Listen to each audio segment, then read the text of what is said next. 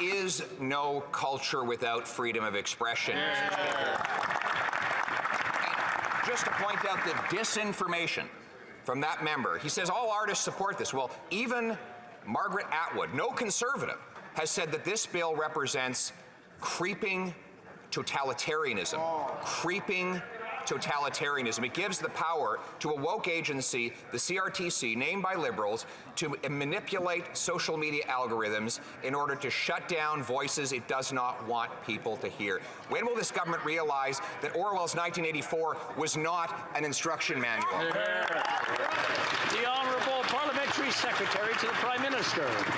Mr. Speaker, these are the same old talking points from the Conservative Party, and it happens to be the same talking points of big tech. Mr. Speaker, why don't they finally stand up to the big guys and big tech in this country and try to do what we're doing and making sure that big tech is going to be paying their fair share to Canadian artists, Canadian producers, you know, to our local media. But instead of standing up for Canadians, these folks are standing up for the Googles, etc. Mr. Speaker, I ask them to come onto the right side and please support Canadians and people who produce these content. The Honourable Leader of the Opposition.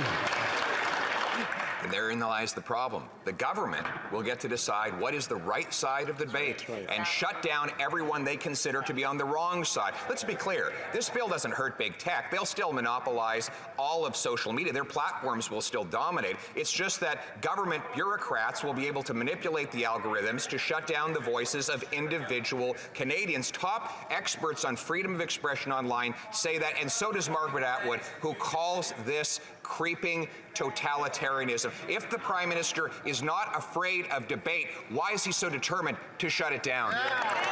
The Honourable Parliamentary Secretary.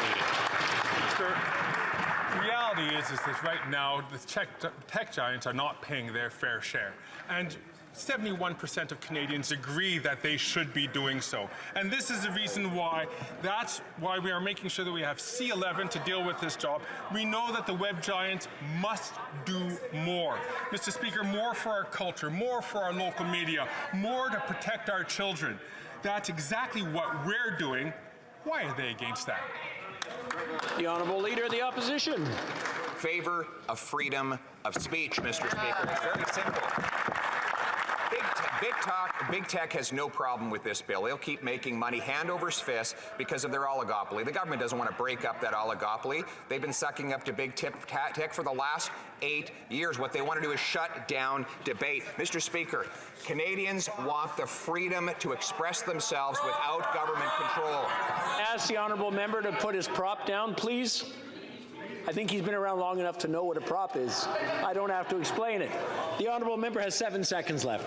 It is a book, and it's still legal, Mr. Speaker, at least for now. When will the government stop its attack on freedom of speech and freedom of expression?